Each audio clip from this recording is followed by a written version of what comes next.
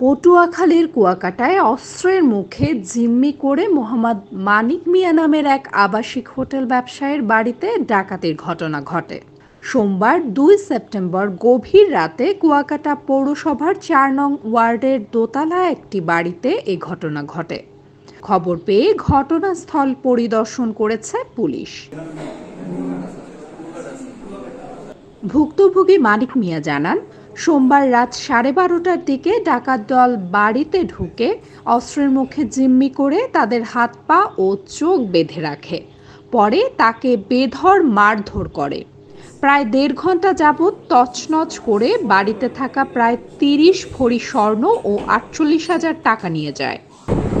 গতকাল রাত আনুমানিক ৩:৪৫ থেকে আমার ফোনে একটা ফোন উঠে আমার বিশেষ আমাকে ফোন দেয়।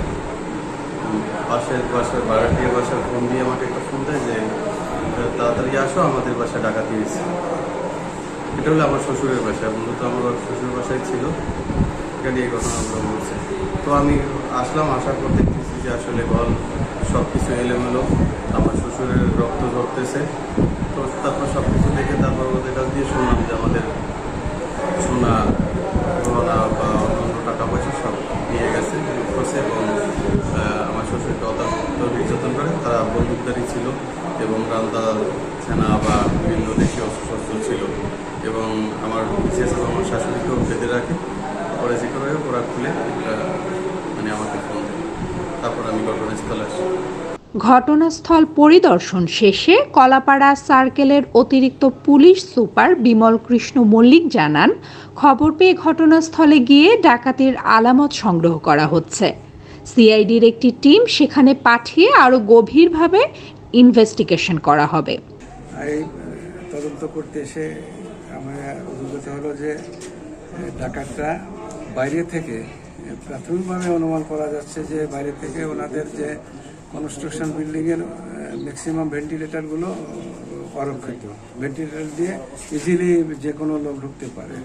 সম্ভবত এই ভেন্টিলেটরদের লোক ঢুকে নিচতলায় প্রবেশ করেছে এবং নিচতলার দরজা খুলে দেওয়ার পরে ডাকাতরা ঢুকে দোতলায় যে ওনাদের রুমে অ্যাটাক করে ওনাদের বাড়ির মালিককে মারধর করেছে, প্লাস 2টা রুম থেকে নগদ টাকা, সোনার লোকাল এবং মোবাইল ফোন নিয়েছে, জিনিসগুলো নিয়ে গেছে।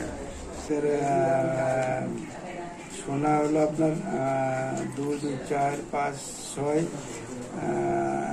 7 ভরি আর 9 আনুমানিক ভরি দর্শকের মতো আর কি আমরা যতটুকু পেয়েছি এবং বাকিটা আমরা যখন রিজার্ভ করবেন নির্দিষ্ট করে আমরা উল্লেখ করতে পারবেন আর কি তার কি মালামাল কি ব্যবস্থা নেবেন। হ্যাঁ, আমরা তো মামলা তো হবে, ডাকাতি মামলা হবে। আমরা ইতিমধ্যে আমাদের টিম অলরেডি কাজ করা শুরু করে দিয়েছে। যে মোবাইলগুলো নিয়ে গেছে সেই মোবাইল নম্বর ধরে আমরা IMEI দিয়ে আমরা ট্র্যাক করতেছি এবং ডাকাতদের আইডেন্টিফাই করার চেষ্টা করতেছি এবং যারা জড়িত তাদের ধরে আমরা এই লুণ্ঠিত মালামাল উদ্ধারের জন্য সর্বোচ্চ। এই পরিস্থিতি এই এলাকার মানুষের নিরাপত্তার সাথে কি মেসেজ দিবেন? মেসেজ তো এখন সাম্প্রতিক যে আন্দোলনের পরে যে একটা দেশে একটা স্থিতিশীল অবস্থা আসছে, ঠিক এরই ভিতর ডাকাতরা এরকম একটা ঘটনা ঘটাচ্ছে যেটা এলাকার লোকজনের কাছে একটা অবিশ্বাস্য মনে হয়েছে।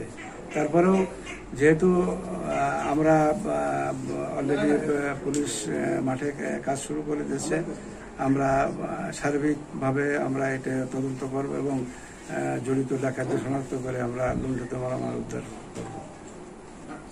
স্থানীয়রা বলছেন, মুখোশ পরা ডাকাতদের কারণে এলাকায় আতঙ্ক দেখা দিয়েছে। তাই মুখোশধারী ডাকাতদের ধরে অবিলম্বে আইনের আওতায় নেয়ার দাবি জানিয়েছেন তারা। রুবাইয়া জান্নাত নওরিন, মতবাদ ডিজিটাল, বরিশাল।